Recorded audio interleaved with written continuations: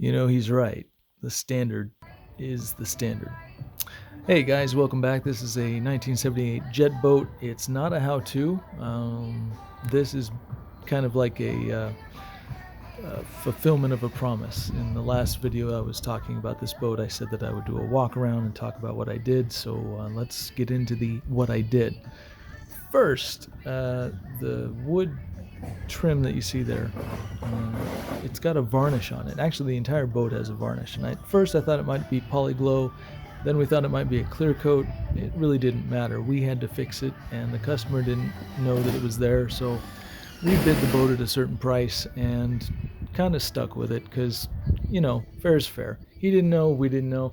It took a lot more than I thought. This front piece right there took about 3 hours. Then the sun shifted, and I was like, oh, I see more stuff.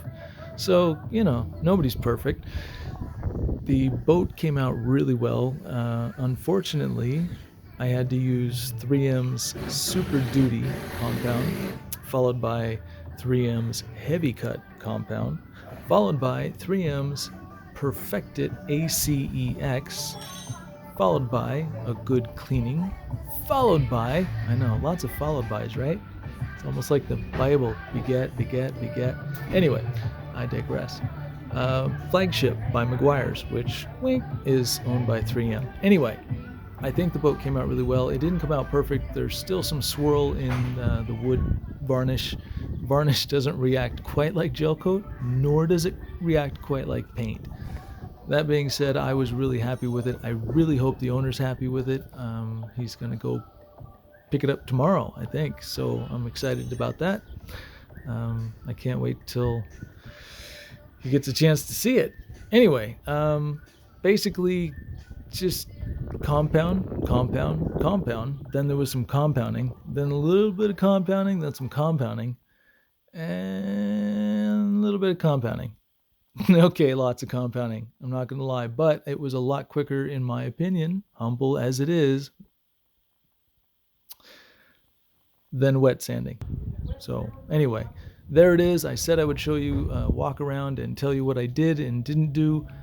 I didn't polish the intake scoop for his carburetor. I wanted to, but I wasn't sure if that was going to be something that he might not approve of, considering that he wasn't there to see that I masked everything off so that his intake wasn't full of compound. And I didn't want to get his entire interior covered in black aluminum dust. So that's it. I hope you enjoyed. If you want to see how this was done, there's a link in the description that will take you to a video where I'm sitting on top of this thing up in the front, trying to get through the varnish and trying to get through to some fresh gel coat. And then you can see what Super Duty and Heavy Duty and Perfected can all do on a wool pad with some old nasty gel coat covered in varnish, because why not? It's the 70s, y'all. Anyway, thanks for watching. And remember, the standard, it's that.